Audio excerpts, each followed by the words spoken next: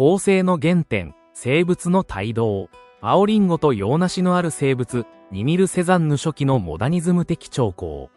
ポール・セザンヌといえば、もはや19世紀から20世紀にかけての美術史において、不可避の存在である。彼の手による生物画は、単なる果物や器物の再現ではなく、画面空間の秩序の再構築であり、見ることの本質に対する探求に他ならなかった。だが、そうした後年の構成主義的、あるいは分析的な様式の邦画を、私たちはどの地点に見出すことができるのだろうか。1873年から1875年にかけて制作されたとされる本作青リンゴと洋梨のある生物は、その問いに対してある種の原点を提示してくれる。現在ではセザンヌ、貴族の作とされており、厳密な真贋の確証は未決定であるものの、筆致、モチーフの扱い、空間構成の試みなどから、セザンヌ本人による初期作としての可能性は極めて高いとされる。この作品は2025年に開催される三菱一号館美術館展覧会、ルノワール×セザンヌモダンを開いた二人の巨匠において展示される予定である。その展示コンセプトの文脈の中で、本作が占める意義を理解することは、セザンヌという画家の軌跡と、美術史上における生物画の再定義の過程を紐解く鍵となる。本作は、比較的小さなカンバスに、青リンゴと洋梨という日常的な果物が並ぶ、ごくシンプルな構成である。果実はテーブルクロスの上に無造作に置かれ、背景はぼんやりとした茶褐色から灰青色へのグラデーションをなしている。視点は正面やや上方からであり、伝統的な遠近法のルールにのっとった安定した構図に見える。だが、この一見素朴な画面の中には、すでに後年のセザンヌを予感させる重要な要素がいくつも潜んでいる。まず注目すべきは、果実一つ一つに与えられた重さである。光と影の処理によって、リンゴや洋梨の表面にはしっかりとした物質感が与えられ、それらは単なる色彩の塊ではなく、重力によってテーブルに接している物体として書かれている。この重さの表現は、印象派的な空気感よりもむしろ、バロック期の生物画のような存在感に近い。言い換えれば、この時点でセザンヌはすでに、見るという行為を感覚の快楽ではなく、物体の実在に向けていた。この点において、青リンゴと洋梨のある生物は、ルノワールとの対比において興味深い立ち位置を占める。同時期のルノワールが、柔らかい光と溢れる色彩によって、果物を官能的に描き出していたのに対し、本作は、対象に向ける眼差しの質素のものが異なる。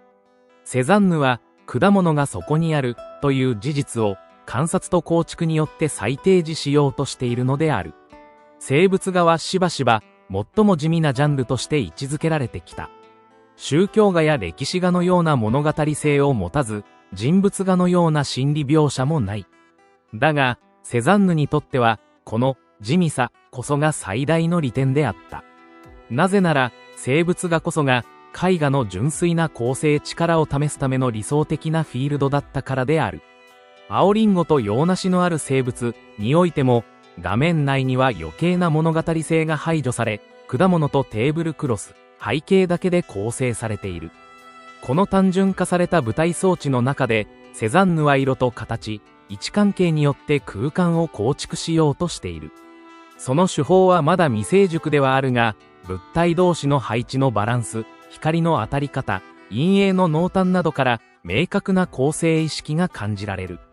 特に、青リンゴと洋梨の対比は、色彩と形態の変装として扱われており、青みがかったリンゴの冷たさと、黄色みのある洋梨の温かさが、微妙な緊張感を画面にもたらしている。この果物の組み合わせは、セザンヌが好んで繰り返したモチーフであり、後の数々の名作、例えば果物かごのある生物。1890から94年頃などにも通じる基本構造が、すでにこの時点で確立されつつあることがわかる。本作における筆色は、印象派的な点描や揺らぐタッチとは一線を画している。輪郭は比較的明確に引かれており、物体と背景との間にある線の存在が意識されている点が非常にセザンヌ的である。これは、彼がピサロの影響を受ける以前、あるいは影響を受けながらもそこから逸脱しようとした段階の実験的な絵画感の表れとも言える。彼の言葉にある自然を円筒、球、円錐で処理するという理念は、後のキュビスムやモダニズム美術に決定的な影響を与えることになるが、その方がはこの作品にもすでに宿っている。リンゴや洋梨の形態は有機的でありながらもどこか幾何学的であり、球体や楕円体としての構造を強調するように書かれている。セザンヌにとって果物とは、単に甘くて美味しそうな対象ではなく、形ある存在であり、絵画空間における構成要素なのである。生物画において見逃せないのが背景の扱いである。青リンゴと洋梨のある生物においても、背景は単なる無地の壁ではなく、色彩と質感の変化によって空間の奥行きが巧みに操作されている。青と褐色が滲むように混ざり合う背景は、果物の明度や色彩との対比によって視線を前景へと導くように設計されている。これは後年の作品における遠近のねじれや構図の不安定さにつながる初期的な思考とも読み取れる。つまりセザンヌはこの段階ですでに目に見える世界をただ映すことに満足していなかった。彼は視覚的事実と画面構成との間に生じるズレ、すなわち見ることと書くことの非一致性をあえて絵画内に取り込もうとしていたのである。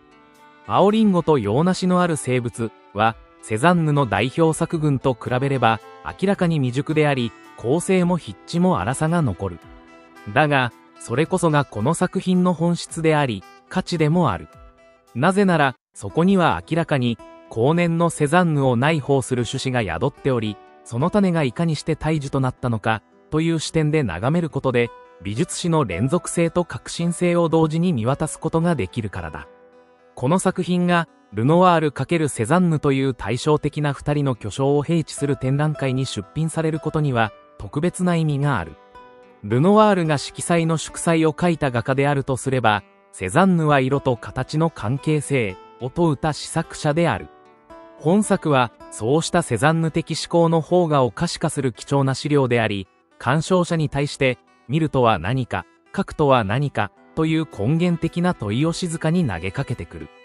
小さな果物と簡素な構図の中に近代絵画の革命が帯同している。